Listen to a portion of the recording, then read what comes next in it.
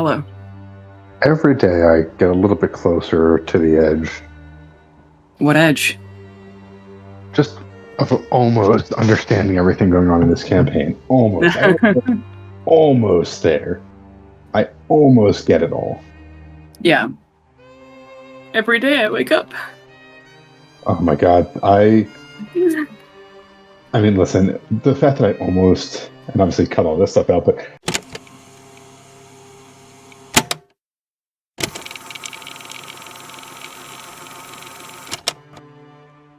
Straight up jorking it, and by it, well, let's just say, I mean my peanuts. Mm-hmm. I love that meme so much. Mm-hmm. Yeah, it's pretty good. It's a dank meme, if you will. Brother, I hope you die. Yeah, same. But only for myself, not you. Don't worry. No, it's okay, I'm dapping you up over that one. No, baby bird, please. No, see, but here's the thing is when I go for the dap up, my hands are soaking wet because I covered them in baby oil. And so I grip your hand and my fingers slide right through yours. I don't know how to feel about that. I just know I don't like it. And then as you're recovering from that, I actually trip you up and I'm not dapping you up. I go for a backhand on your hand. No. But instead of hitting it with the back of my hand while you're still stunned looking at your hand, I actually go and I grab your hand and then slide off again. Have you been reading Sweet Bro and Hella Jeff again? I warned you about stairs, bro. No. I like you say again. We've all had our Sweet Bro Hella Jeff phase. I mean, maybe, yeah. The current time, it is late night, day 39 of 1379. Last game, you guys bought some shackles of planar binding. Erica essentially broke up with Pale, though I don't think you guys ever explicitly said you were dating anyway. It was like a one-night stand. And then you talked about plans for the Forge Born with King Henry. You talked to his doctors about the lungs. And then while King James was there donating blood in preparation for Henry's surgery, we left off in the Castle Hospital in the middle of King James explaining why he gave Henry the Ethereum shard, and still needs to explain a lot of its nuances. So I believe he was talking about how everything was fucked, and Henry was the only person he would trust with conceivably infinite power. So, yeah, let me find that part. It's okay. We can trade that. Yeah. Let me see here. Yeah, so upon you saying that you could hold it for him, he says, I would never, no offense, ever, this power should not be in mortal hands. It shouldn't be in godly hands either, to be honest. I promised it to Illimater after my death, but if it would die with me, I would have taken myself out the moment that I knew. That's the thing. It's over and over. It's kept me from dying. And Ilmater said that it was him and the miracles of fate and destiny that have saved me so far. Like, I attempted suicide, 20 times before I turned 20. I survived 6 assassinations. I tried to take myself out fighting a wyvern and rode it down a free fall of, 3,000 feet.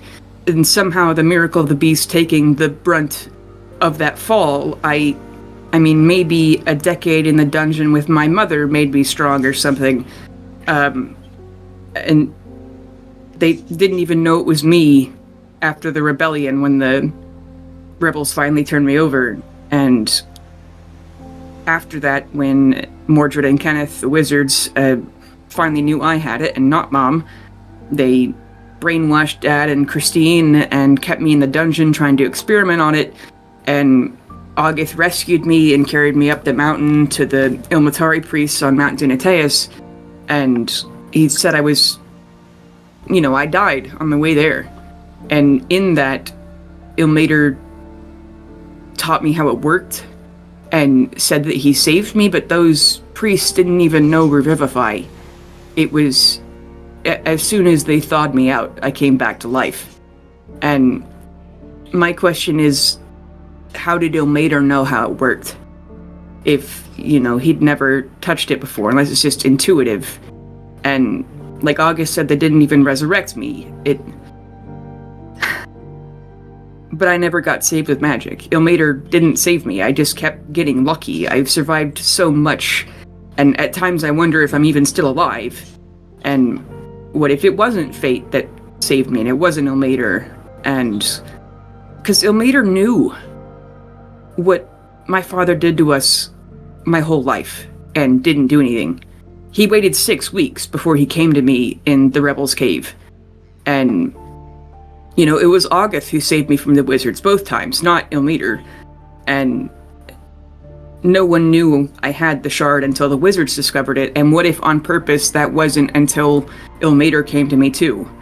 And what if he knew the whole time and my entire life was building up trust, and so I would give it to him? And what if he saw everything and let that all happen to me just so he could be the one to save me and I'd give it to him? And I still know that Ilmater is good, and despite my paranoia, I do. I'm Thunderscrimmy, and I've had these doubts always, and he's always forgiven me. We've spoken incessantly, and the more I communed with him, the more I went insane. Every bit of magic I used, the more I was corrupted, and I felt the itch to use it constantly, and he encouraged me to. And again, I wonder if he knew, because the Maw took everything from me. I don't even know who I am anymore, and I mean, just did he know? And I can't even talk to him anymore, and so I can't know if he planned it. And but even the greatest god in the pantheon, how tempted are they by this power? And why am I somehow the first person to be consumed by the Maw? And the only person I can speak to is me, alternate dimension me. But how can I ever know alternate dimension me's intentions either? There are versions of them who used it all the time. And it's... If Ilmater isn't the cause, it's someone trying to take me from him after I promised it to him, and he's trying to take it from me, and that's what if their plan partially worked, is to not give it to Ilmater and give it to Henry instead. And if that's true, then... Which the only way someone can take it from Henry is if Henry decides to, which I know that he never will. Because no matter what the wizards did, they can never take it from me, and maybe it's power, but not even in death they could take it from me if I ever actually died. And maybe I could take it from him now, but it would probably kill him. Though maybe not with the machines you're putting in him. Maybe he can finally live without it. Because I willingly gave it to him, and even back when I was going to give it to Ilmater, we still had no idea what was going to happen when I died. Because maybe the shard reached it to me because it finally had enough power to want to, and I still don't even know if I had a soul and reached out to it, or if it had a conscience and reached out to me. I mean, I may not have ever had a soul, or my soul may already be with my son while I'm still here living off residual proximity, or because he wants me to. I don't know if I'm a host. And when I gave it to him, I was honestly worried that I would die. And I do still have some power left, and I guess it's still residual since I've had it since birth. But I'm 50 years old, but live to be 80 with time travel with wizards. And just we have no idea what its limits are, and we have no safe way to find out. And maybe it would help for him to know that I'm pretty sure he can't die, even willingly. Because like even before and after I knew, I still tried to make myself go. And maybe he can die of old age because I aged, and maybe he could stop himself from doing it, and maybe it just didn't want me to die yet. If it's a different consciousness than me. Because he could be immortal even without Claudius, if that's true. I might be too. Maybe if I tried, I wouldn't age anymore. And maybe I'll die now that I don't have it. And, I mean, he could... Because it keeps growing in power, is what most people don't realize because it's already so high up. And so maybe he could reach godhood even without Claudius. Maybe it'll jump on its own to someone new if it has its own frame of will. In the hands of anyone else but us, I believe they could ascend right then and there. And I don't even know if it's genetic that we can hold it and not explode, but those soul magazines, Nokia told me about them. I highly doubt it wouldn't just explode if you put it in one. The one, just one of the souls you're putting into robots in its raw form could kill. I have no idea what would happen if it was ejected all at once. When they originally dug it up in like 353rd era, it killed 100 miners in about 90 seconds. And it's only gotten stronger since then. And maybe it was empty originally, and that's why it shot out of the Ethereum shard. It's a rock the size of a loaf of bread. And if left exposed and not draining anything, like how they used to ground its power into water and lead, who knows how many it could kill just by sitting there. It passing through the beam caused a disruption to the entire universe. I don't know what would happen to anyone in a 1,000-mile radius if it exploded or something. It's a bomb.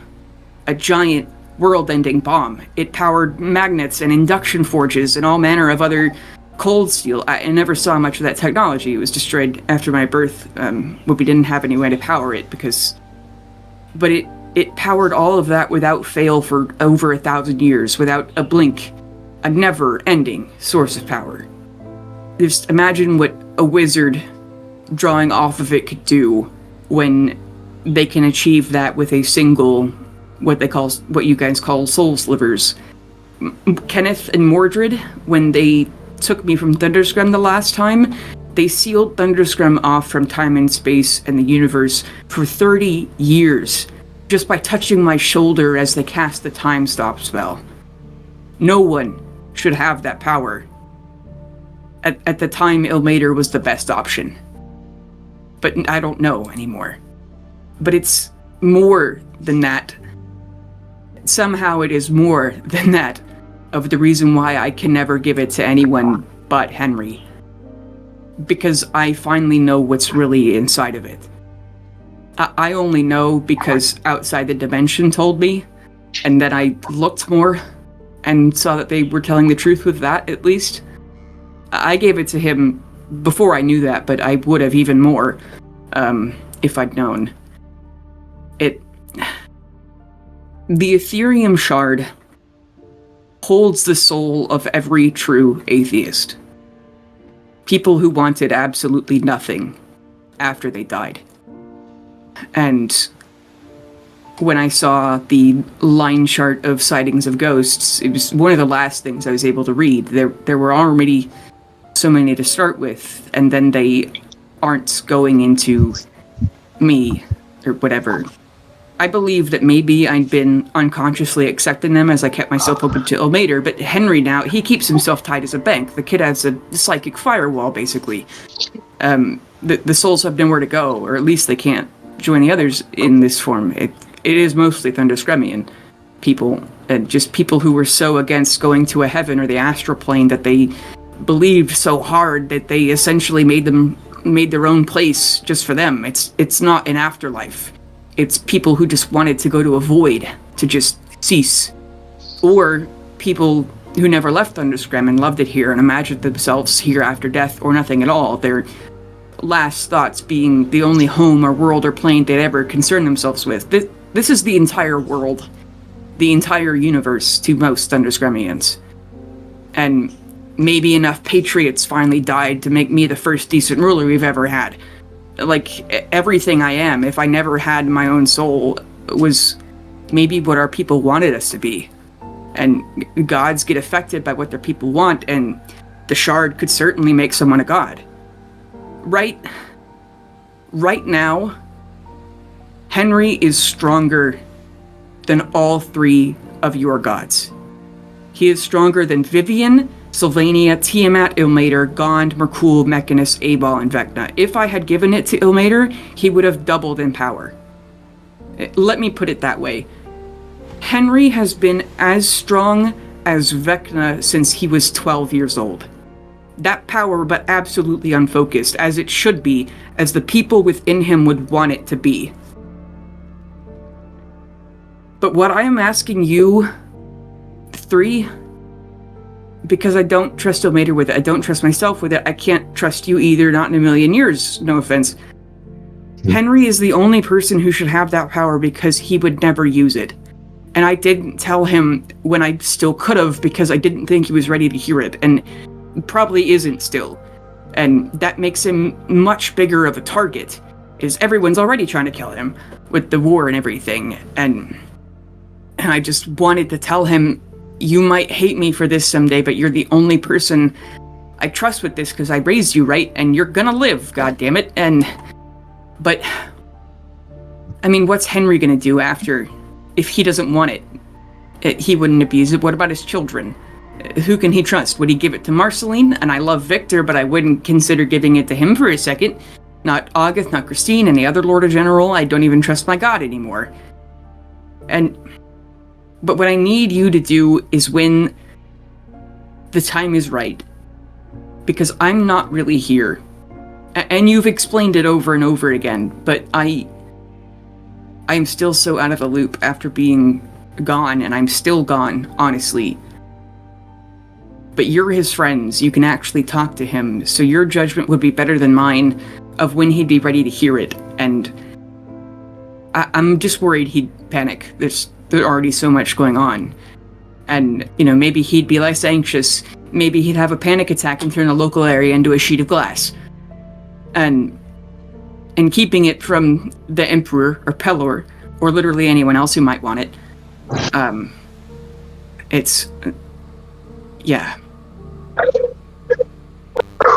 he's under a lot of stress, and maybe he'll go well, learning that he's essentially a breathing, bleeding god, or at least the most powerful man to ever live, the first true immortal. And there are just so many questions, and I don't know when the time is going to be right for him to start asking them on his own, and that's what I need you to do, is eventually tell him and then keep the secret until then. That's a little heavy. That's a lot of information. Yeah.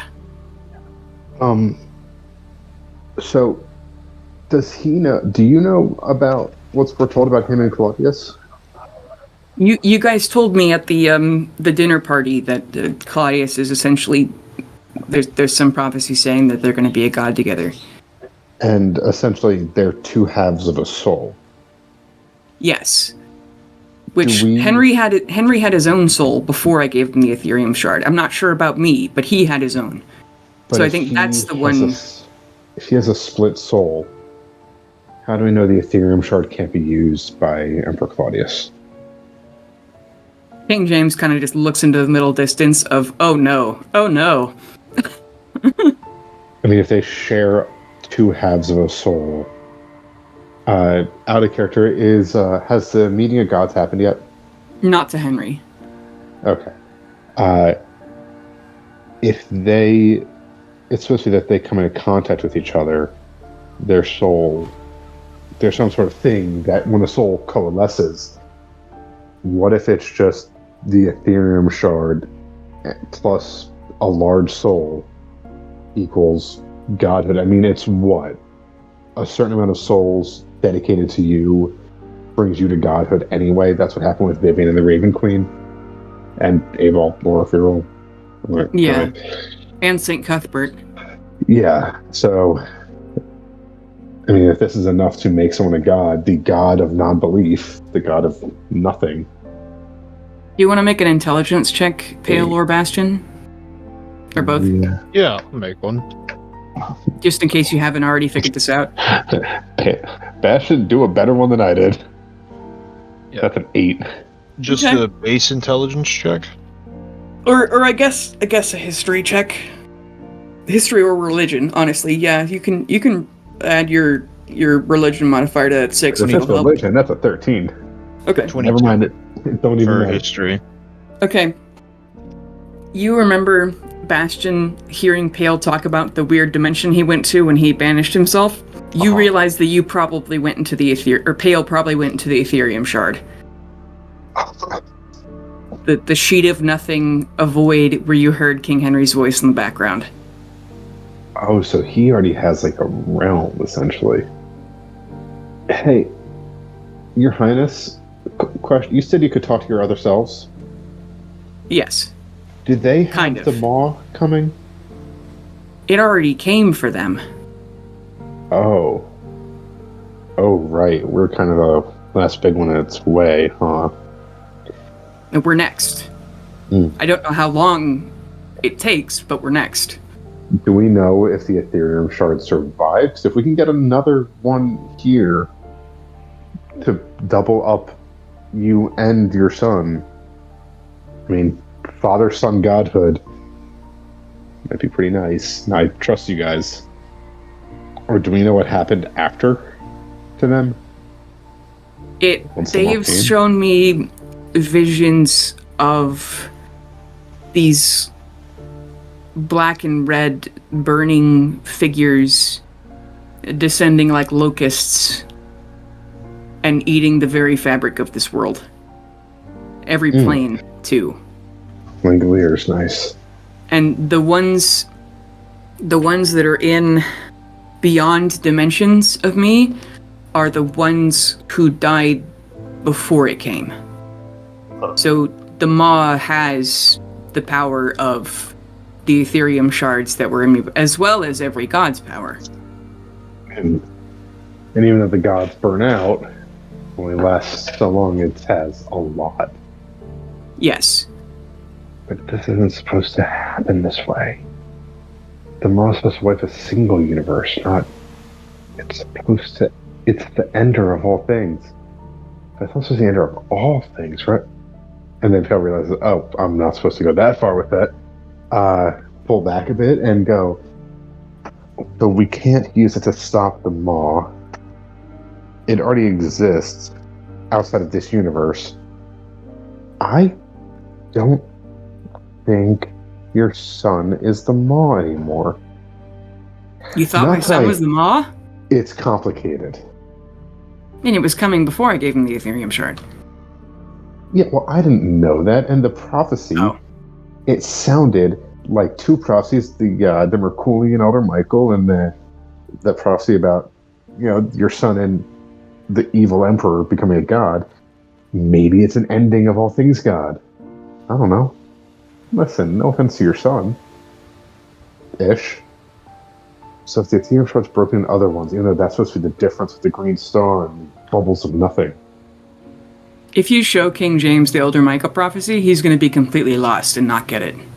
Oh, I know. Most people are. Out of character, Matt has been for 2 years. Yeah. Before rereading it recently and things clicking. Bailey's a good writer and it's fucking terrible. Thanks. Monster. So, Bastion, we can only contact our gods in this universe, right? I've never tried. Bailey, can I try to contact a Merkul that's been eaten? This is going to be the highest DC you've ever faced in your life. Yep. What am I rolling for? You got a +1. You got a maybe plus.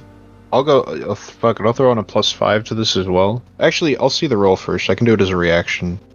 Are you doing this prayer just in the hospital? Yep. Okay. No, it don't even matter. Yeah. What's the worst thing that happens? That's a 12. Total? Plus guidance. No, plus guidance. Yeah, so. +1 because I'm offering the help action. Uh-huh. Okay. Are you gonna let us stack stuff on this? Yeah. 14. Yeah. Okay. Cool. So you have advantage on this. Okay, that doesn't matter. So it's a 14. Motherfucker, bro. You got you, 14 you receive no response. Yeah, can I try? Yeah, Blinks sure. my eyes. Cool. For Gondor, Merkul. For Merkul, no, for Gond. Yeah, you take a +4 or plus D4. Plus, I have guidance. D20 plus Dude, D4 plus D4 5 plus the friendship bonus. And then I have advantage on this. So, natural 20. Oh wow! Shit.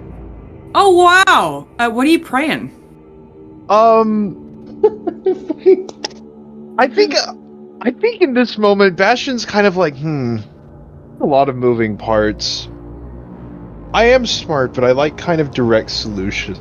Mm-hmm. Hey, not my Gond, but any Gond, every Gond. Mm-hmm.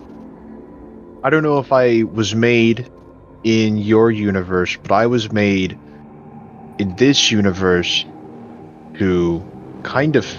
I was told that I kind of have to fix everything. And I'm not really sure how to do that.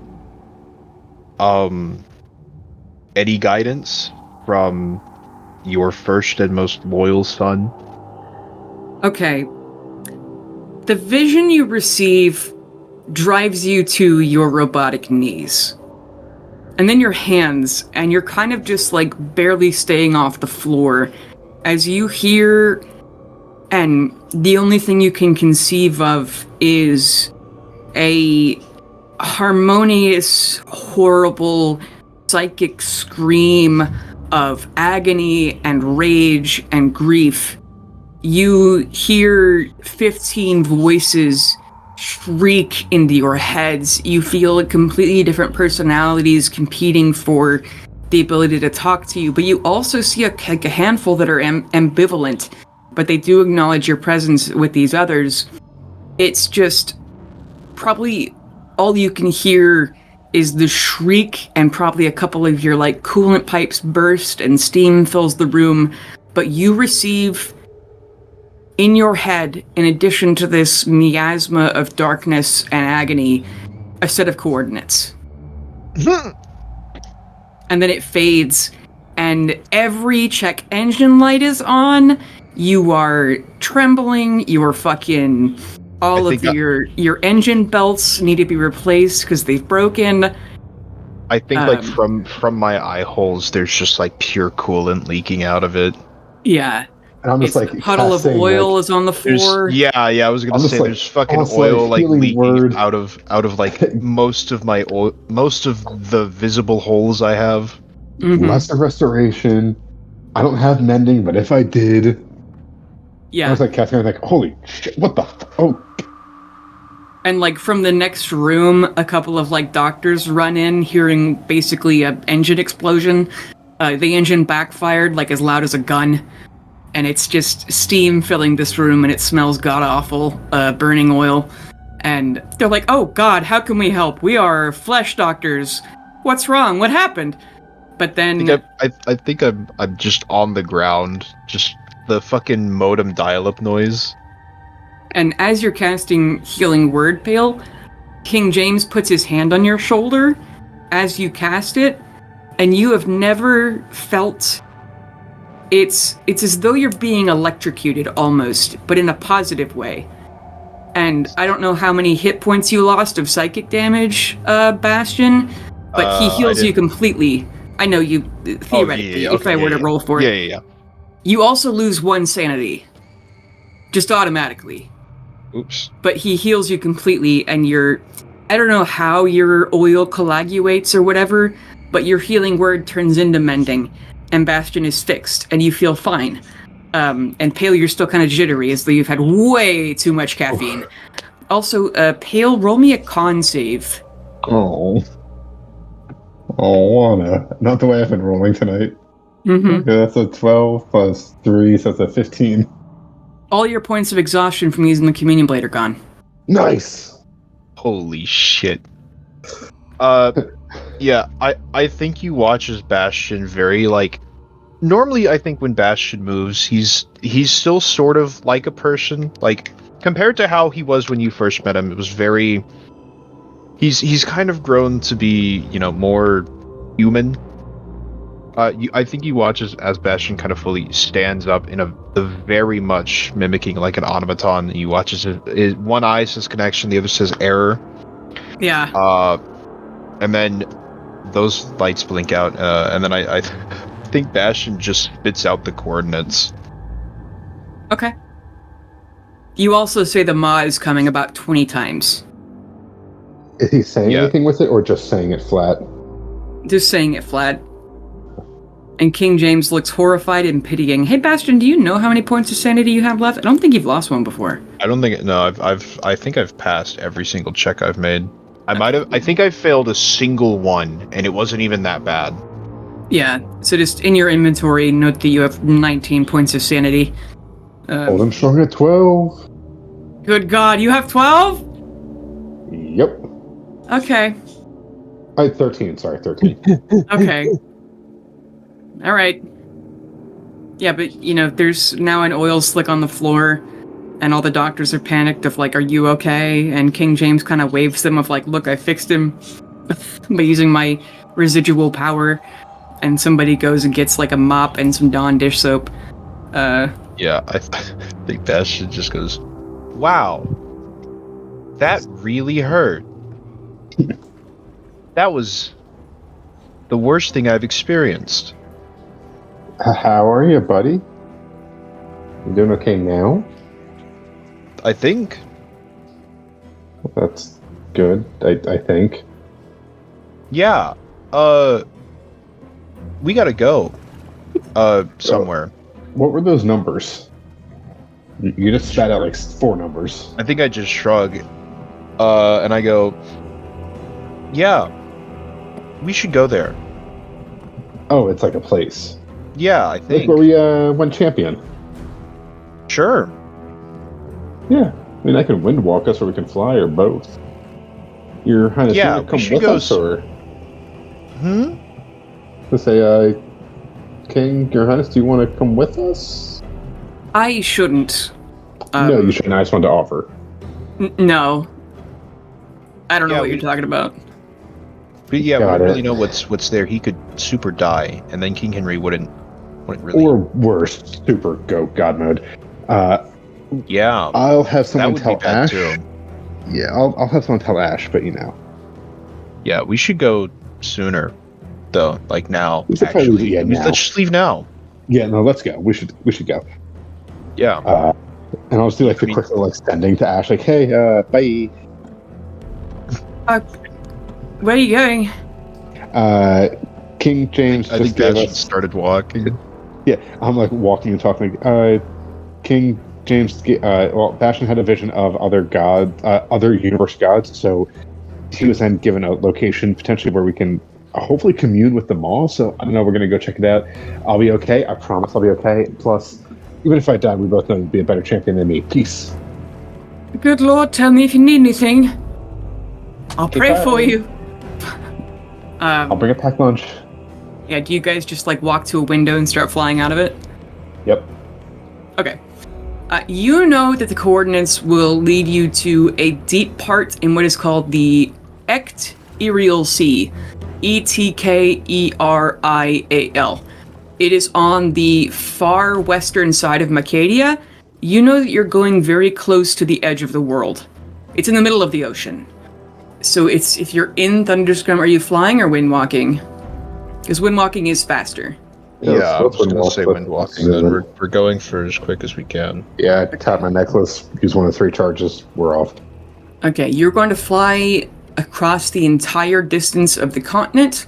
You're going to go, So it's 45 miles per hour, I think is what we approximated it to when I did the math out. yeah, you can go like 300 something miles a day. Yeah. Okay. Yeah, let me see here. So you would, day 1, using all 3 charges, go across the winter wastes, over the nomad lands. You go across the all the river cities, over the Briganta River. You'd go over Promog. You'd probably have to rest in Sea Hill and wait for the necklace to recharge. But then you'd be able to fly out over the ocean, and you fly to the coordinates over the vast sea. Some seagulls catch a ride on your back or whatever. Albatross is going in your wind wake. But then you arrive at where you know the coordinates are, and you can see several miles from here, like probably 10 miles, is the edge of the world. You are far out. You're luckily still on like the equator, and so it's not dark here, but the far northern and southern edges of the world are like dark constantly. But you are on the edge of the world. You can see stars very close to the edge. You are where the sun sets fully, and you'd be arriving here around sunset. You are, this world is tiny. Pelor makes the sun every single day and guides its flight over the earth. You're close to where the sun spawns every day. And so as you're over this spot and you reach the coordinates, there's not anything. It's just open water below you. You know you're at the right spot, though, flying above Can it. I just do like a religion vibe? I was just gonna say, I was just gonna turn off wind. I mean, I can fly now. Presumably, that means I can fly in the water. And you don't need to breathe. Yeah, I was just gonna say, like, all right, I'll salute Pale, and then I'll just fucking like, just stop the spell. Cannonball. Yeah, just the fucking ODST. Yeah, make me a I don't know, a fucking with some sort of dexterity check, acrobatics. This is a silly roll, by the way. Okay. No rolls are silly. Dex save, D20 minus 1, 11. Yeah, you turn Windwalk off, you curl in your wings, you pull into a cannonball. It's like the biggest splash ever fucking seen. Like, the water droplets from this cannonball reach into, like, space, which you're close to the edge of. Oh, fucking And you're going to sink for a very long time. Like a really, really long time. Mm-hmm. Like an hour of just going down. Pale, what are you doing during this? You could just hover above the spot. Yeah, I see that. I'm just like, fire person, water. I'm just going to turn off Windwalk just in case I need to be corporeal, but just kind of stay floating above with my wings out, just like, Yeah, flying in a circle. Yeah, it's like, well, if it happens, he's strong, I can go get him. And then it's like, if I don't hear anything in 5 minutes, I'll go down. Or I would say, knowing that you're going into the ocean as you're flying over the continent, because Bastion would know where these coordinates are, I believe clerics can prepare breathe underwater or whatever. Its concentration only lasts like an hour. Oh, okay. I mean, still, you could cast it twice. Well, I mean, so I would give you the opportunity. I would give you the opportunity to prepare breathe water as you know that you're going into the ocean, unless you don't want to and you just want to float above. Let me see if there's anything that works even just as well. Not really. Let me check. There's water. There's control water, so I could just like put a bubble around my head. It's for 10 minutes though, so I just have to repeatedly do it. Yeah. You don't happen to have a potion of water breathing, do you? I actually might. I forgot how many random potions I have. Oh, it's not a fucking cleric spell. Okay, never mind. Or like paladin or something. Yeah, water breathing is artificer, druid, ranger, sorcerer, wizard. It's 3rd level ritual. Yeah, you could have if you want to make it where your friend can breathe. Yeah. Presumably, once we got to the ocean and I kind of... Well, no, I would have already known... Yeah, I'd have prepared it. Okay. So you can breathe for the next 24 hours, Peel. Yeah. Yeah, what level spell? 3. You could ritual cast it also. Oh, yeah, I'd ritual cast it. Okay. Cool. So you're both in the water together. Pale, you could just hold on to Bastion's shoulder. You might need to go a little slower. I would say only because you're a champion of a god, your ears don't explode with the pressure, and you don't just, implode with the pressure of sinking this fast and this far without a whole, diving bell or whatever. Because you're going really deep, like several miles under the ocean deep, where you can't see light anymore. The only light is like the weird underwater flickers from Pale's hair making the water boil for like a second, and then Bastion's eyeballs. But you eventually touch down on something and your feet clank on metal. I think we're here. Where's here? If you know. Nope. I'm gonna look down. What sort of metal am I looking at? Looking down at this metal, you see that it is some kind of alloy of adamantine.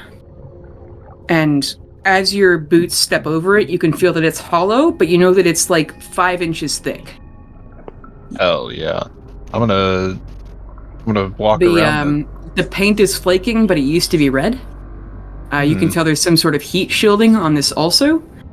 But you clink, clink, clink, clink, clink. Yeah, I've basically got mag boots until this curves.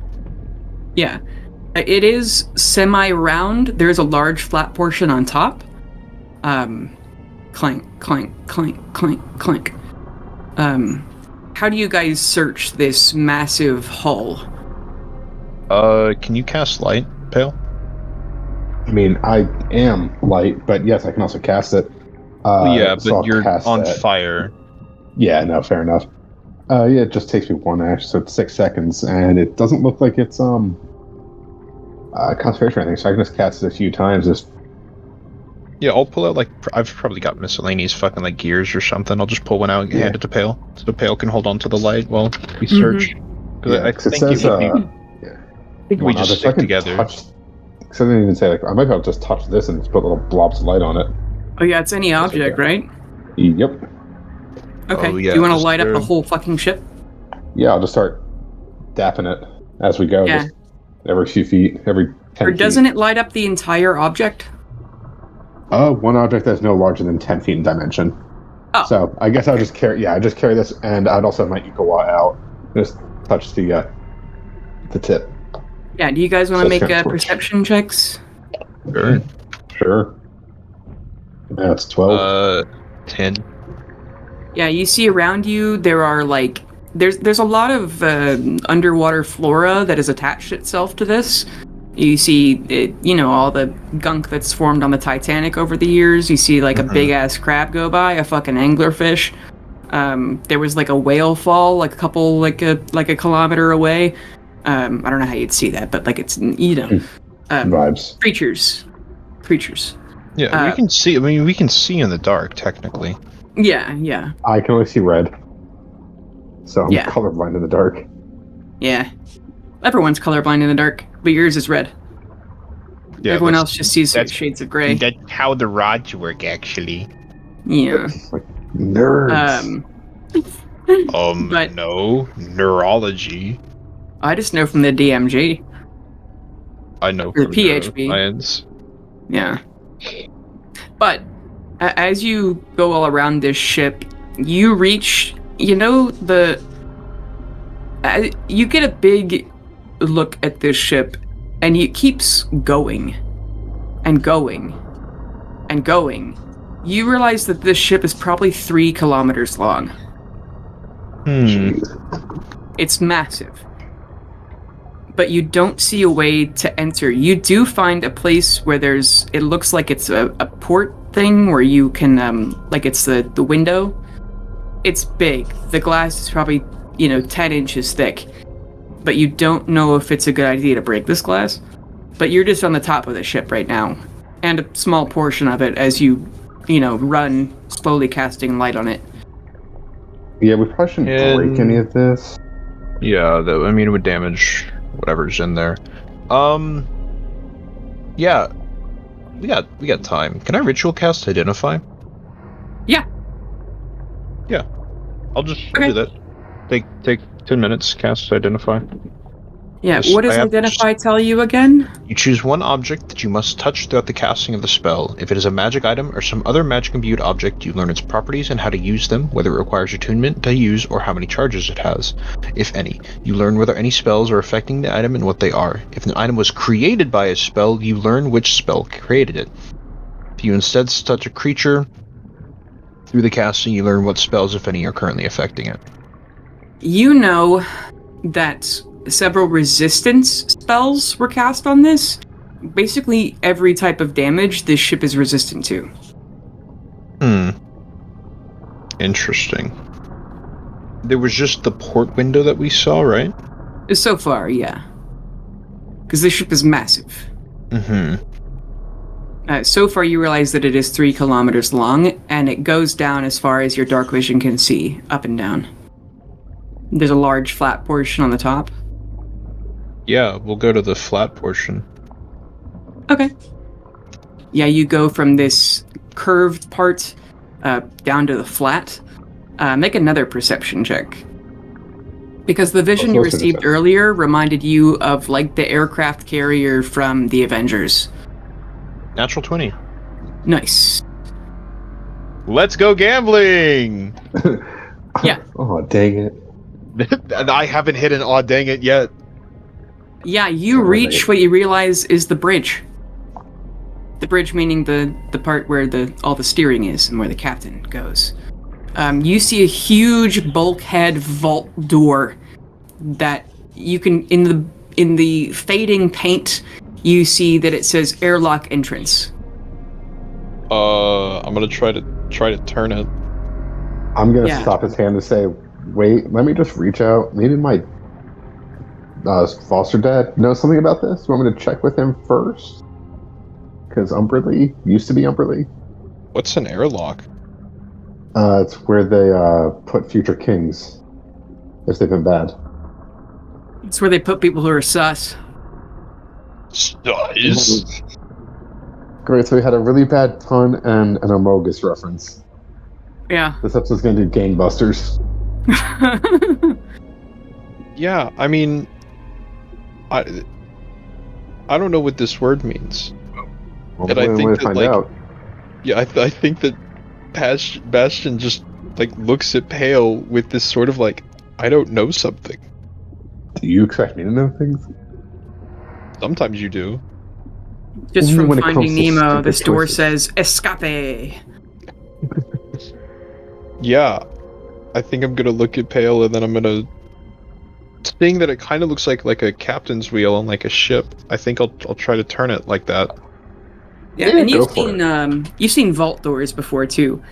Make me an athletics check. Both of us, just him. If you want to help him open the door, then yeah. Yeah, I'm always down to help the, giant metal demigod.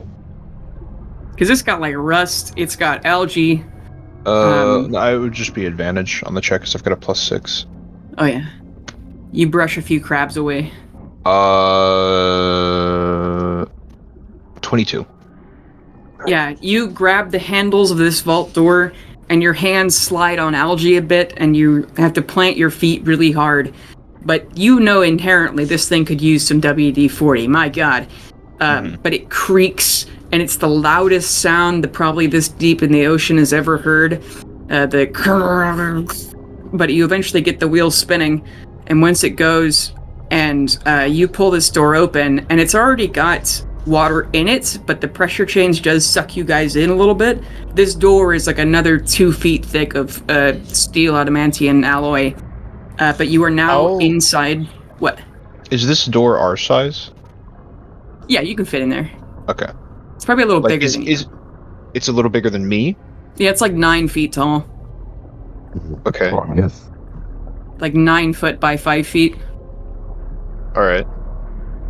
Yeah, but you get sucked in, and when you do, the door starts to close behind you, and lights in this tiny room do turn on. You're in like a 10 foot by 10 foot box. You see the algae has crept in here a little bit too. The door is closing behind you, and lights start blinking red. Like little LEDs in the wall. It's like crystals, but, like LEDs. Well, this isn't good. I mean, you hear a voice. I don't think we have any preconceived notions of blinking red lights being bad.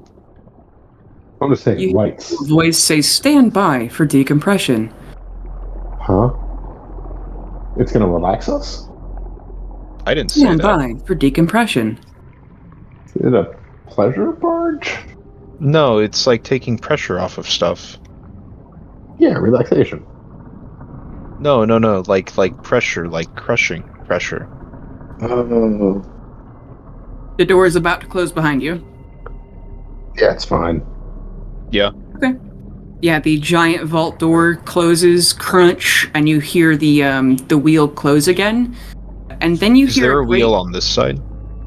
There is a wheel on the next door ahead of you. We don't need to worry about escaping. I can handle that. Yeah, the next sound you hear is a great rushing of water, and you realize that the water is draining out of this room. You hear the hiss of air. Some distant machine sounds kind of sick, but it's a lot of clanking and worrying, and eventually, you're up to your necks in dry, although you're still covered in seawater. And Pale, or I guess you probably have some kind of dial on you, Bastion, is...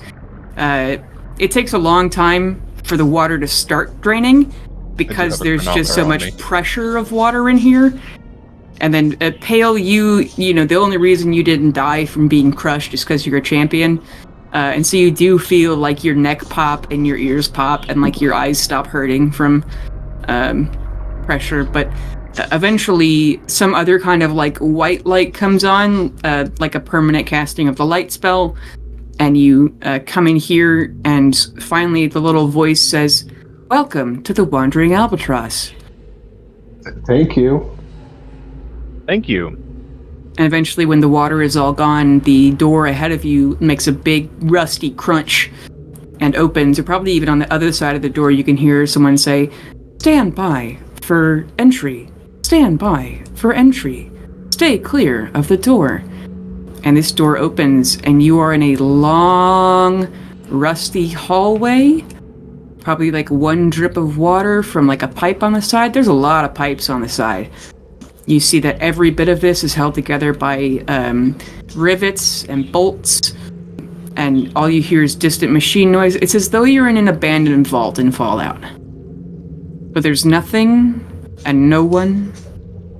Big creaks of silence. Are there lights on? Yeah, there are white lights going across the ceiling, like little circles of them, glowing crystals of some sort. You've seen these before. They're called mage lights. You know, the glass over top of them is like discolored and stuff, as everything's very old in here. But there are lights in these hallways. It's like a submarine where you kind of have to step over a little bit to get through the door to each like section of the room. You see signs also. One that says bridge, one that says comms.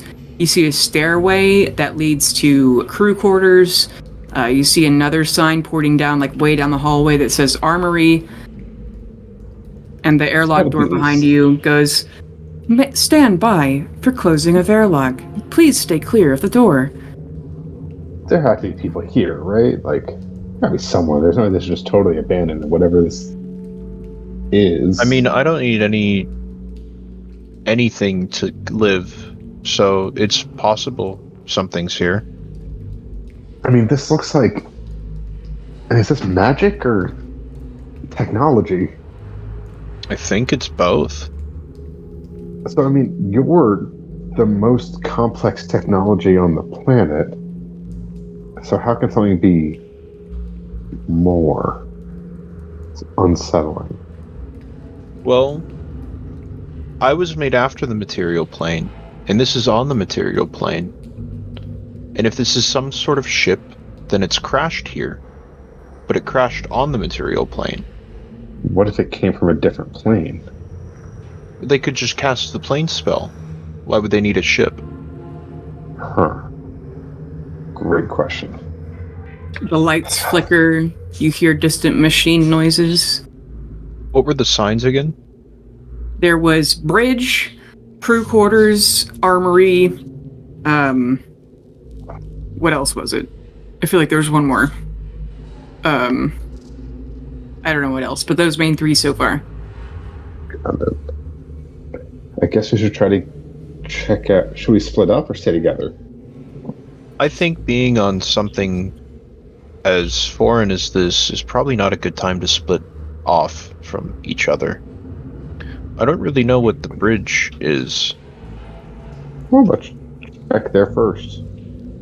Armory is weapons, and crew quarters is presumably where whoever piloted this would be. So, what is bridge like? Communications. Connections? Oh yeah, Maybe communications was the other one. Oh. Well, then I think bridge is going to be where we're going to find information, because communications would be where they talk about stuff, but bridge means to connect things. So bridge. Let's go. Yeah, we'll start walking to wherever it says the bridge is. Yeah, you go and walk up these creepy, weirdly silent hallways. They do get pretty narrow as you go up like staircases and stuff, but you reach a place with more buttons and dials than you've ever seen in your fucking life. There are a lot of words that you've never heard before, Though Bastion, inherently you know that this is where some of the things that Gon told you to craft, like barometer, speedometer, you see ancient, broken-looking copies of the things he's told you to make. I think Bastion's having like a Twilight Zone moment right now. Uh-huh. And Pale's just incredibly confused. Like, what's going on? Like, there's a lot of glowing lights. Some of them have, like, burned out, like their fuses have popped. There is a big, wonderful, like, racing chair. There's the circular desk, like in fucking Star Trek. You see outside of this, it's above all the dials and stuff. You're kind of like in the middle of the ship, but you can see there is windows here looking out at the I don't know, I guess it's called the poop deck. I know there's a fancier name for the front of the ship. The prow? Yep.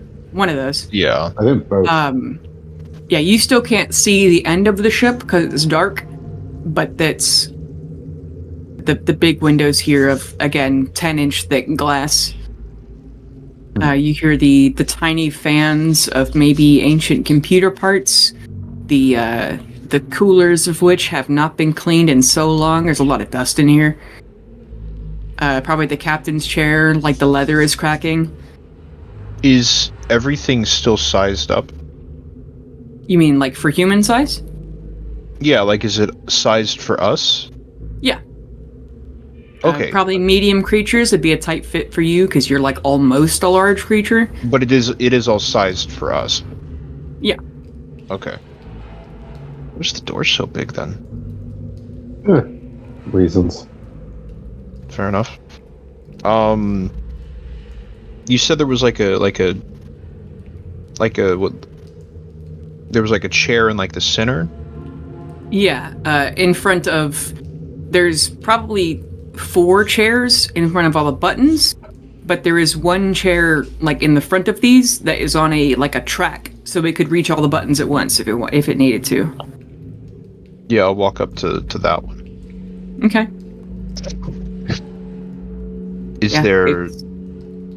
Go ahead. Intuitively, do any of these buttons stand out to me?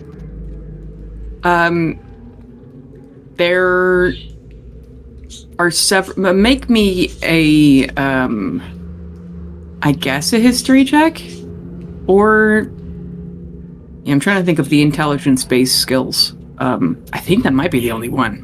History, Arcana, Nature, Investigation, Religion. Yeah, investigation, definitely. Yeah, sorry. 23. Okay. Yeah, you see a button that says, I believe they're called glow plugs. A glow plug being a part in an engine that warms it up so it can start burning gas. Mm-hmm. There is also a button called Initiate, and that one is covered by a little piece of plastic, like a hood. There's another button that says Shutdown Protocol, or begin shutdown. Just press something, see whatever you're guided to. I don't think we should touch anything just quite yet. Hey, voice lady, is there anyone else here? Like that was the voice I was talking to the speaker system. Yeah. Make me a persuasion check. Persuasion, +1. Add that D4. Alright, nice. 17 plus. That's a dirty 20. It says, query detected. There is currently 3 souls aboard this vessel. Query, where are they located? Looking over at Bastion.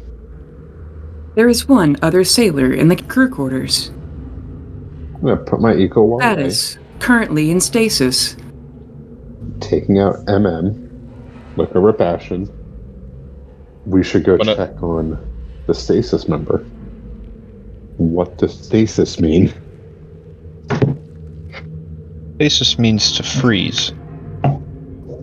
Oh. Well, I'm good at unfreezing, and we should No. go It check has on to. It has to do with time, that. not like a temperature. Yeah, let's head over us. Voice, do you have like a name? You hear some whirring. Designation not found. Can we designate a name? I'm trying to think of the words. Now you understand why I struggled when I played Bastion first. Yeah. They make it a lot easier in the movies. What's it called? It's command chain protocol broken. Oh, Every soul entering this vessel has equal clearance. so I You are guess that free means to give this cute computer a designation. Guess that means the captain's dead. We're just off of the ship. True. I think we really are when we find out that this is Vecna's ship or something, huh? No, Vecna was born here. Yeah, but who knows? This vessel, the Wandering Albatross, has been in abandoned ship protocol for roughly 5,247 years, 8 months, 1 week, 3 days, and 45 minutes. How long have I been alive? You were made roughly 6,500 years ago, Oh, I do have that noted, actually. but you were buried. Right. Query, who I'm still older than this ship. What the fuck? Oh god, who what the built this? fuck is happening? Who was the original captain? Searching records. Last captain, Terowin Mistsplitter. What is this vessel's purpose? Dimensional travel. This vessel is capable of single planar travel. It has capabilities after it needs multiple control errors. Repair catalog updating, and you see on the windows ahead of you, it's like a Windows startup screen, and you have a big list of things that need repairing. This is multiple critical system errors. And half of this list is things that Gon told you to make. What plane did this originate from? Dimension Alpha. Bastion? Hail? I think this came from where the mob began. What dimension is this ship on now?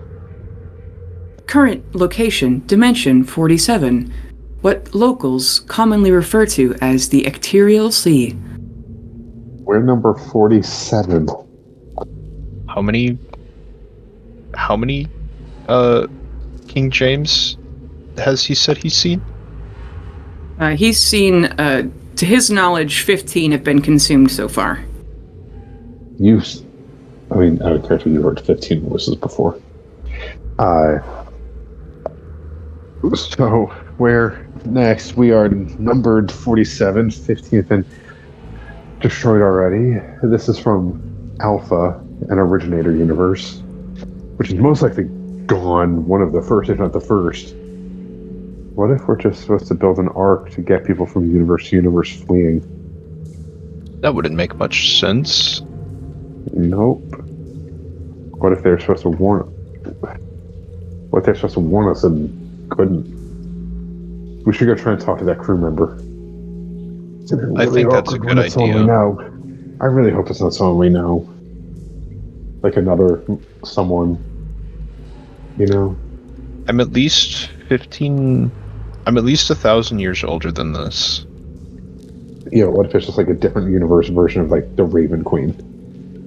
But she's just a No, because if I'm older than this, then that means that this crash landed after my creation, meaning Gond at least was already here. Yeah, but if it's from another dimension, we don't know who it could be. We need to brace ourselves that we could be looking down. Hey, Bailey. Mm-hmm. What's the earliest recorded... Hey, other computer. What's the earliest recorded bit of non-Gond creation history? Opening local logs. You've been granted access to local intranet. And it's the non-Gond creation. Do you mean like the first recorded history? Within Or creation within our plane, Yeah. what would have been the first bit of recorded history of something that was not of Gond's creation? Okay, let me see here. And do you mean recorded history of before Mechanist started counting time? Or like before? The very first. Okay. So I guess, yeah, if it's before Mechanist started counting time, then before that. But Mechanist started counting time... Did he start counting time before or after me? After. Then, yeah, whatever the very first one would be. Okay. That would be as soon as mortals started farming. So when Chunatea materialized.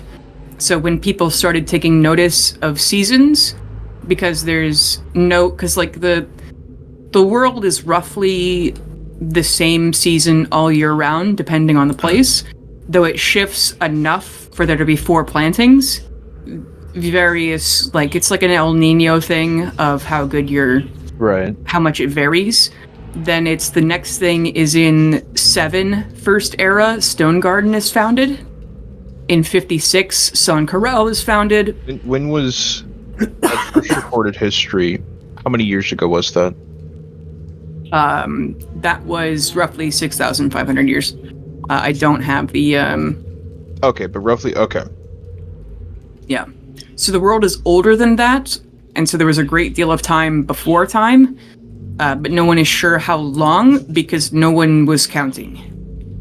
And before Mechanist came around, all of the gods could sort of affect time, so it was like a weird soup of no one keeping track and then other people manipulating it, like during the primordial era or whatever. Mm-hmm. Okay, well I do have full in my theory now, but I do still have a few working ones. Yeah, I'm gonna look at Pale. I think talking with that crew member is going to be a good idea. Got it. Let me just see if we have anything for language, because we might not understand them. I can learn comprehend languages. Oh, I have tongue. I can learn tongues. What's tongues do? Spell grants a creature you touch the ability to understand any spoken language it hears. I don't know if it'd let us, whatever it is, would let us cast spells on it. Well, on ourselves. Yeah, you cast tongue on yourself. We could. Oh, okay. That makes sense. Yeah. So yeah, that's just. I'll just do that as 2/3 levels. That's easy enough to burn. Mm-hmm. Yeah, I think we go then. So yeah, you go to the crew quarters. You see there is one section that is like for probably the crew that is meant to be awake at any given time. There's like a small mess hall. There are beds, storage containers, and like that sort of things that awake people would need. There is also a huge, almost warehouse-like area of what would be, to us out of game, stasis chambers. You know, glass-topped beds, essentially. A lot of them look broken. You see probably half of them are filled with dead bodies. But there is one where the light is still on. There are a lot of them where the glass is broken. Some look like they were opened on purpose. Some are still pristine but empty. And there is one with the lights on. I see the person inside. Yeah, I was going to ask, what do the dead bodies look like? The dead bodies, they look tall, green-skinned, big-eared. They have large mouths. It looks almost like a goblin, but very tall. Can we see inside the living one? Yeah, the living one, it is female, long dark hair. It looks like their hair has probably been growing the entire time they've been in this pod. It's reaching their toes. But they are wearing clothing that you've never really seen before. It looks like batted silk almost. Similar to, I believe it's gamison, is layers of silk armor. All one piece head to toe. They're wearing what would look like shoes to us. They seem to have some sort of weird gun, and also a sword, not on their hip or anything, but just in their pod with them. They also have what looks like stuffed around their feet, and next to them is several bottles of some sort, and some sort of parcels of something, like a wrapped box, sealed with what looks like wax. But they are, again, a green-skinned, large-eared, large-mouth, kind of, like, small-nosed. But they just, like they're, comfortably asleep. Do I recognize this thing? It looks like a tall goblin, but it is not a creature you've seen before. And they do have long, clawed hands, but 5 fingers.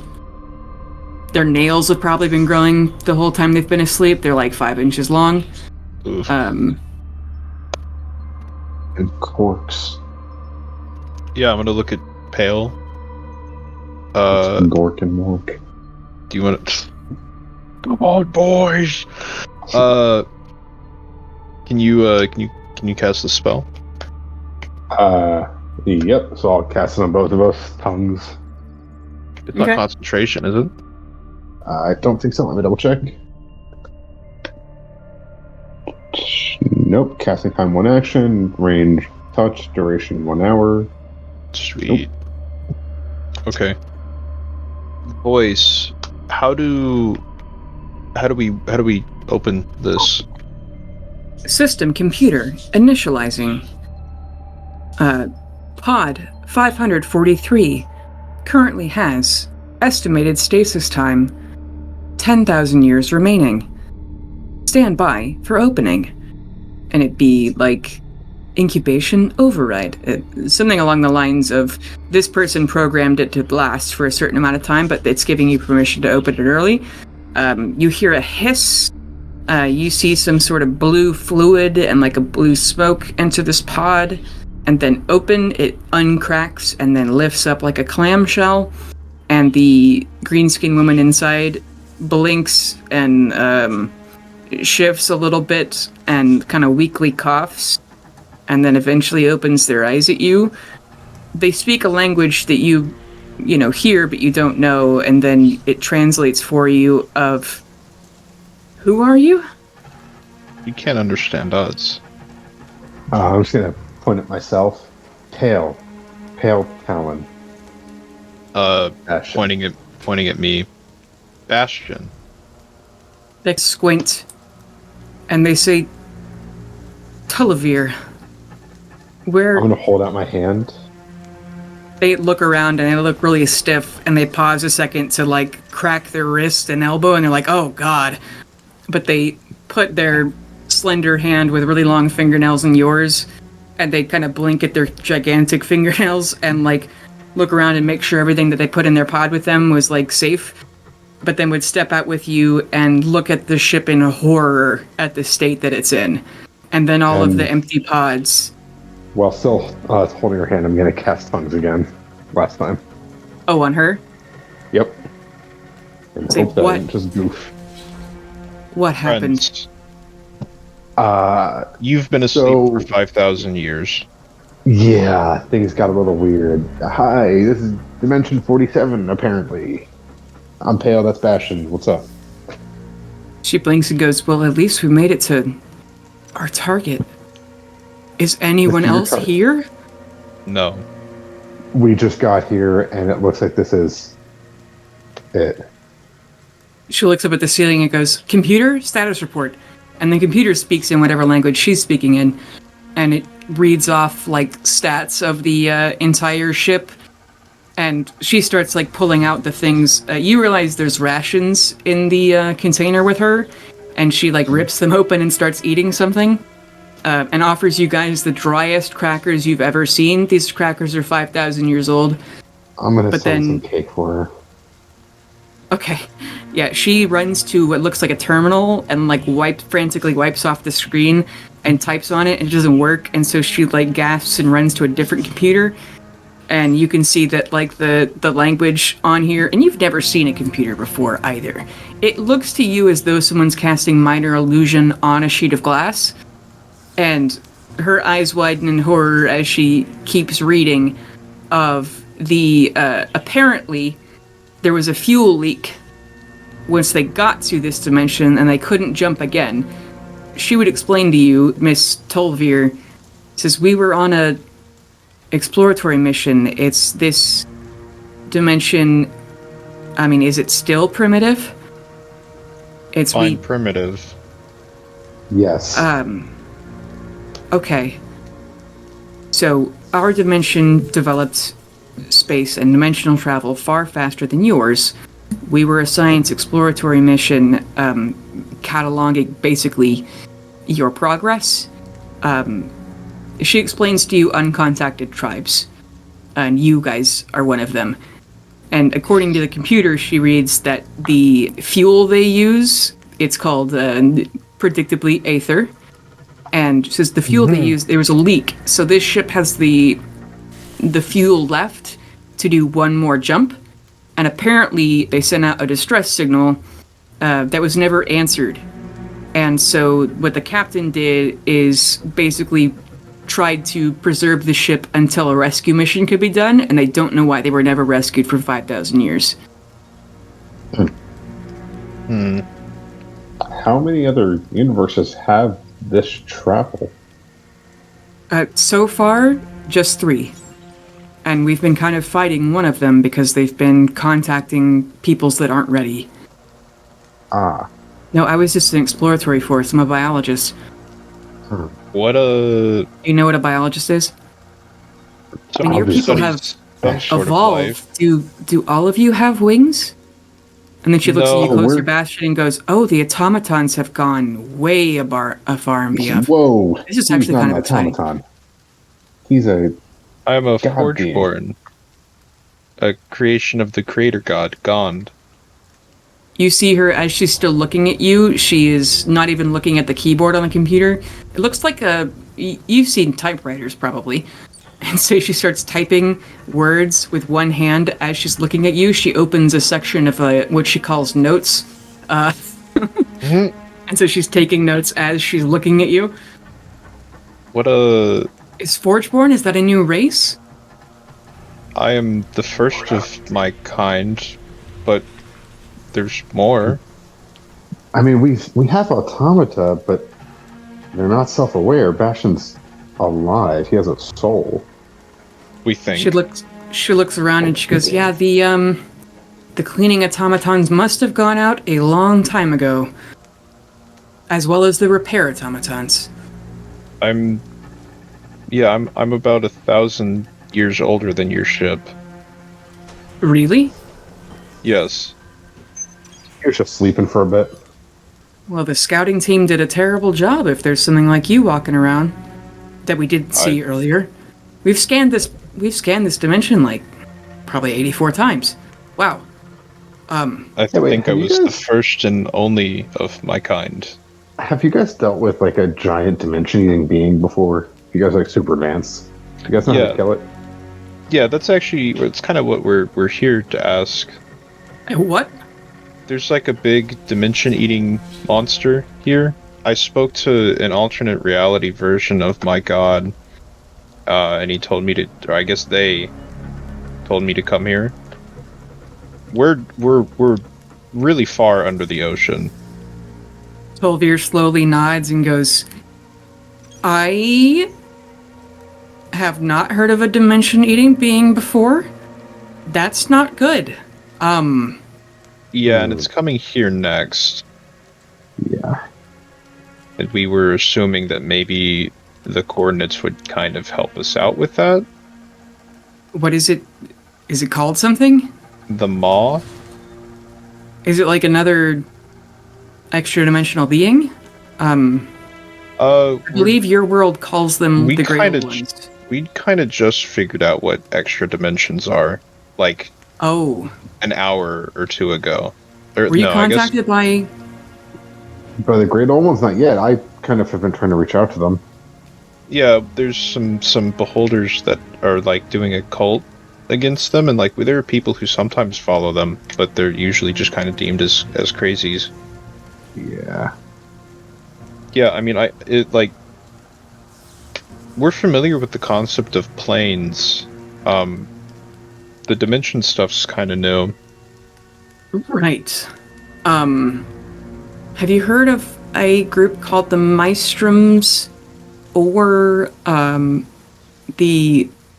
it's the colloquial name, I guess, would be the Panderers, or that's what we call them. I don't know what language we're speaking right now, if it translates. No, we don't. Nope. Okay, so those are from Dimensions Beta and Delta. They're the other ones that we were aware of that are able to have dimensional travel. Though there may be more now. And she types more on the computer, and it says signal lost. And she types in other commands, and it goes signal lost, signal lost. Are you? What are you doing? Yeah, what's up with the spell box? You know Stones of Far Speech? That's what you Yes. guys call Yeah. them? They still have those around here? Okay. Yeah. So it's like that. But really, really, really far. Because you know the message spell, they have that on my dimension too. But they've alternated it where you can talk to other dimensions, people on other planes. Like sometimes it won't go to other planes. So this one has just a really, it's a magical item that can go really, really, really far in message spells. And apparently it's broken, unfortunately. And I'm a biologist, so I'm not sure I can fix it. There might be a manual around here somewhere. If you can translate the manual, I can try to fix it. Yeah, Are you an he's engineer? super good. Oh, that makes sense with Yes. you being a automaton. Oh, thank God. Okay. I think I fix and create things. I have. She looks around the cracking, rotting ship. I have work for you. All the work you could ever want. Probably critical systems first. The life support is still working. And That's the biggest miracle of all. It was going out when we were fucking in the fucking weave. can this Yeah. thing move? Because I have a whole. I mean, I can fix this, but that's going to be a lot of time, and we're kind of in the middle of prepping for a war against the gods right now. And I kind of need to be there because, well, can this fly? Is this? I had a vision of something like this, and I recognized some of the things that needed to be fixed. I have some of the things already prepped because I was building my own thing. So your gods here know about this. Okay. That makes it you more have complicated. gods? You've been Maybe? contracted by well, at least whoever sent you the vision. Yeah, my knows about this. god, my creator. No, we have our own gods in another dimension too.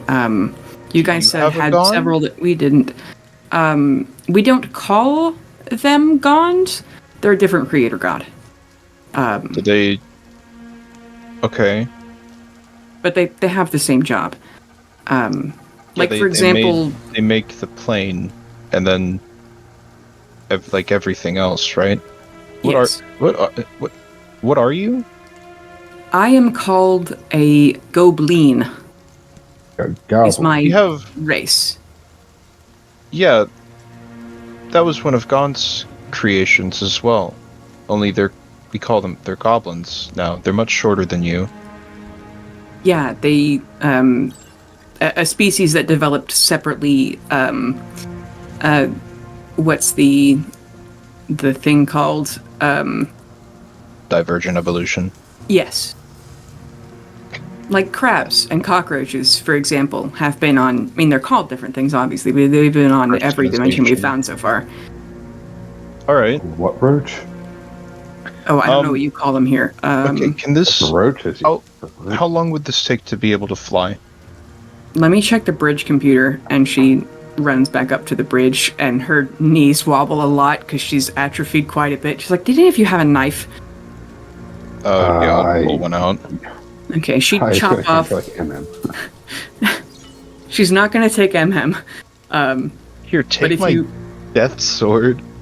yeah, No, not the Oh, no, MM, McCurl's Mercy, right? Yeah. It's still cursed, but not that cursed. Yeah, that just steals souls instead. Exactly. you guys must have evolved a lot for fire Genzai to have wings. That's a lot. We're champions.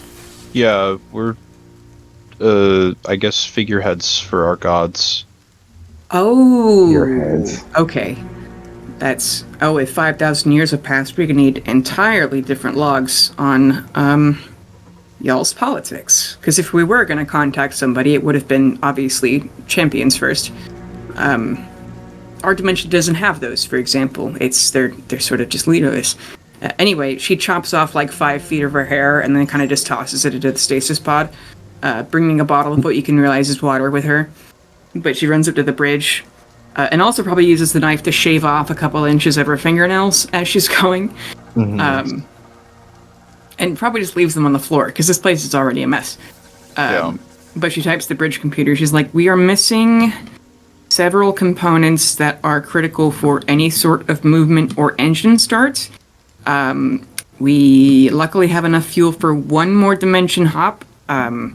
Although if I'm the only survivor, it'd be kind of useless to go back to Dimension Alpha. Other than, bringing back what logs we have. And if they haven't sent a recovery pod in 5,000 years, there may be something wrong with Dimension Alpha. So I'd love to get comms back on. Anyway, that's a project for later. I think that's just because kind of side-eye pale. We should tell it. Your dimension just might not exist anymore. Yeah, I'm gonna fix comms first, and then we'll see. But Okay. that's a long project. It's gonna take me a long time to fix comms. But she's typing in the computer now that she's finished her fingernail. Here, if we can get this above the bottom of the ocean. Yeah, I should be able to, luckily, because we're, woken up in shifts, everybody knows basic flight training. It says I can surface, and the hull status seems to be where all of the, we should survive decompression. Although movement, other than that, there are several, Mr. Bastion, we could eyeball this. If you have a general area you want to land, but I'm not going to be able to tell, no, there are several of the engine pieces that need replacing. I don't have the list in front of me of all the things that I made you make for this, and I believe you only made a couple of them. I have the list. Okay. There are some... I have the altitude device, a level of fuel injector, and that's it. Okay. You're going to need the fuel injector for sure. Can you read me all the to make parts still? Altitude device, a level, a fuel injector, a pressure regulator, speed indicator, magneto switch, spark plugs, tachometer, throttle, ammeter, cryostat, pyrotechnic initiator, and lodestone gravity field generator. Can you copy and paste those so I can tell you which one of those are engine parts? Yeah, absolutely. Okay. So you're going to... The fuel injector's already done. The fuel injector is actually for the dimension hopping fuel, so you don't need that. You do need the pressure regulator, the magneto switch, the spark plugs, and the throttle in order to get in the air. The pressure regulator... How long would all that take to make? Depends on your tinkering checks. What would be the minimum? Because you already have the blueprints from Gons, probably like an 18. No, like the minimum amount of time it would take to make this stuff. Oh, with you at the helm, and then, probably the manuals around here, like a couple of hours each. Hey, Pale, I'm gonna make stuff. Yep. She could show you to the engineer repair shop. Mm-hmm. Or actually, have everything on the roll me review. a D100. 68. 68. Plus They one. already have all the spark plugs. You find enough that haven't rotted where you could just pop them in. They had spares. Everything else, though, you're gonna need to make. Yeah. we have the workshop. Yeah. Well, I That too. think that by this point the workshop's absolutely full of any scrap metal we could ever need. I've just been making. And many we don't. Yeah. So I mean, whatever materials we'll need, I've got. Because I've just Plus, been whenever making. we want to leave, I can just cast Sanctuary on all of us. It's up to 10. There's just 3 of us. So I can just cast that, and then we can fly back home. Because when we cast Sanctuary, it's a Stephen's house, so we are wanted for death. But as long as we just go immediately out from there, we'll be good to go. Yeah. I mean, I think this won't take very long for me to make all this stuff, and this ship, from what I could tell from the outside, is nigh impenetrable by anything that we could have access to. It has to just survive extra-dimensional space, yes. Yeah. There is no weapon on your planet that could, or in your dimension, that could, probably one of your gods could punch this. Not multiple times, but they could punch this at least once, and it'd be, the hull would survive. That's what it was built for. Yeah. I think I'm gonna spend time making this shit. Pale, can you send a message to the forge board? Yeah. To delay waking up everyone, and also that we're getting we're doing some stuff. And don't burn any of the spells I have left today. Alright, 1 to Garfield, 1 to each Forgeborn, 1 to Ash, and 1 to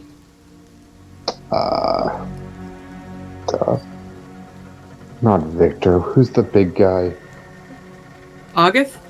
August. 1 to August. Okay. It's like, hey guys, here's what's going on.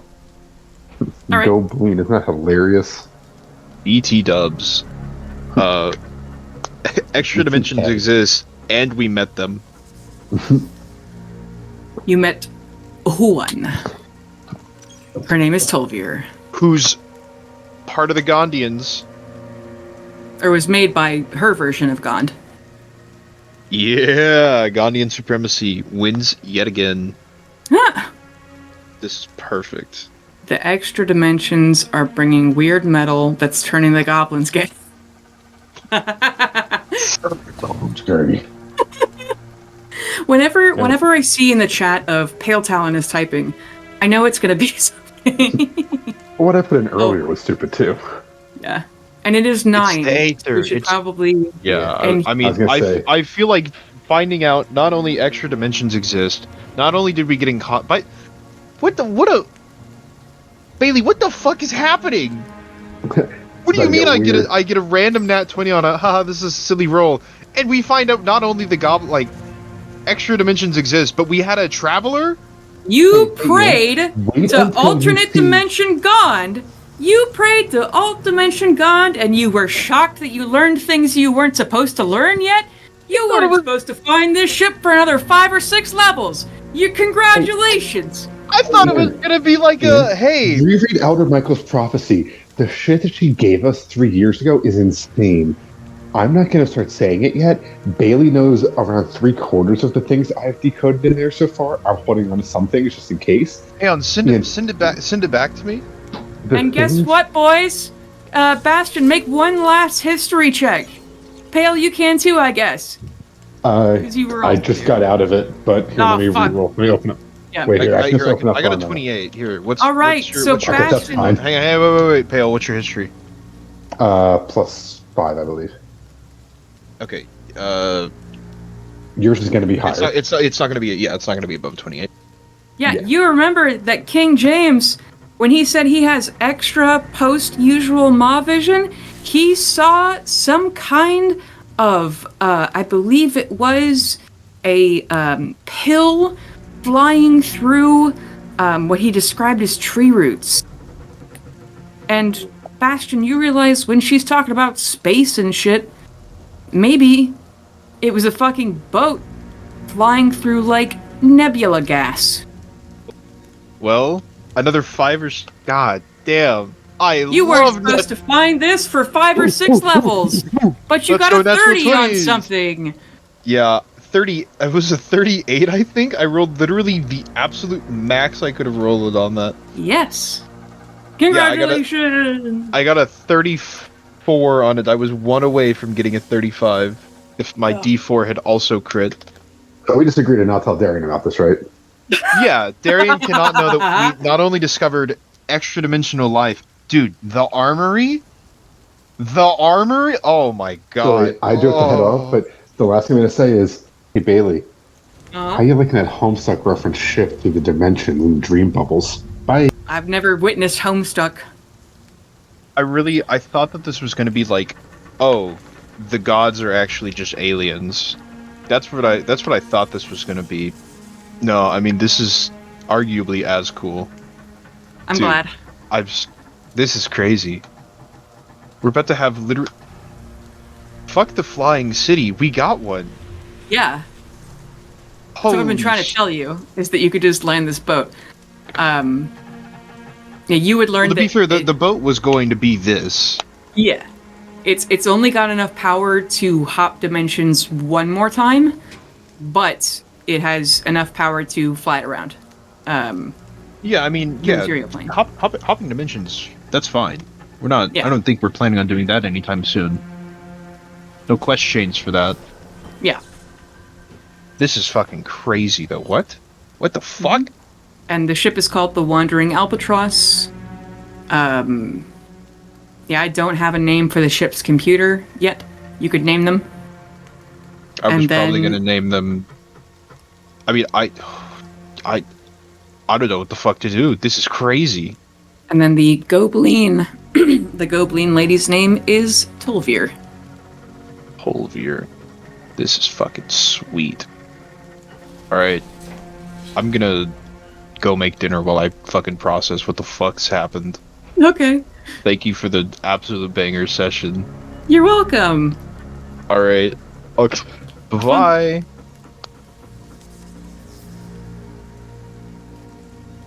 Hey, it's your DM, Bailey Ford. I would like to thank our regular players, Darian, Matt, and Ian, Hip for our cover art, and Tabletop Audio for our background music. You can find us on Twitter at Illithids, and thank you especially for listening. If anybody ever subpoenas my computer, like, we're all fucked. Oh, it won't be a subpoena, it'll be a search warrant, don't worry. Much more effective. Well, they're gonna have approximately 600 hours of audio to sort through, so good luck, whatever intern. They're more than welcome to do that. Fucking losers. Whatever intern. Yeah. You're right, but damn. Government agent, derogatory. Yeah. There's only derogatory. Yeah.